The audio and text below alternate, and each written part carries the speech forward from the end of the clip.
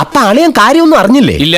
എന്നാൽ ഇനി ഞാനത് പറയാം, ആരും ഞെട്ടരുത്. ഒരു മലയാളിയെ സംബന്ധിച്ചിടത്തോളം കേരളം വികസിതമാണ്. മറ്റെല്ലാ സംസ്ഥാനങ്ങളെ അപേക്ഷിച്ച് നമ്മൾ വളരെ ഡെവലപ്ഡ് ആയിട്ടുള്ള ആൾക്കാരാണ്. ഓഹോ, എന്താണ് വികസനം കൊണ്ട് ഉദ്ദേശിക്കുന്നത്? വികസനം എന്ന് പറയുന്നത് ഇങ്ങനെ മിണ്ടാൻ പറ്റാതെ നിൽക്കുന്നതിന് ഞങ്ങളുടെ നാട്ടിൽ എന്താ പറയാന്നറിയോ? അണ്ണാക്കിലെ പിരിവെട്ടി.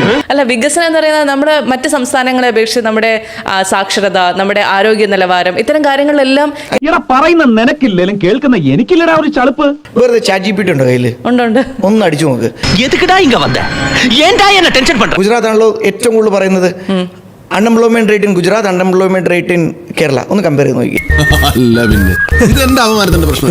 ChatGPT ചോദിച്ചു, എന്നോടല്ലേ ചോദിക്കേണ്ടത്? ChatGPT ചോദിച്ചു.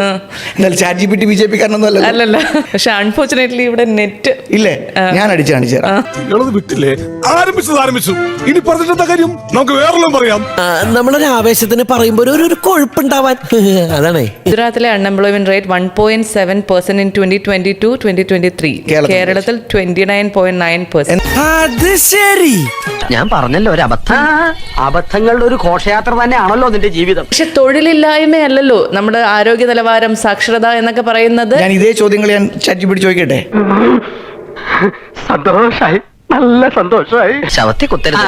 അപ്പൊ താൻ ആരാണെന്ന് സ്വയം ഒരു ബോധം ഉണ്ടല്ലോ. നന്നായി.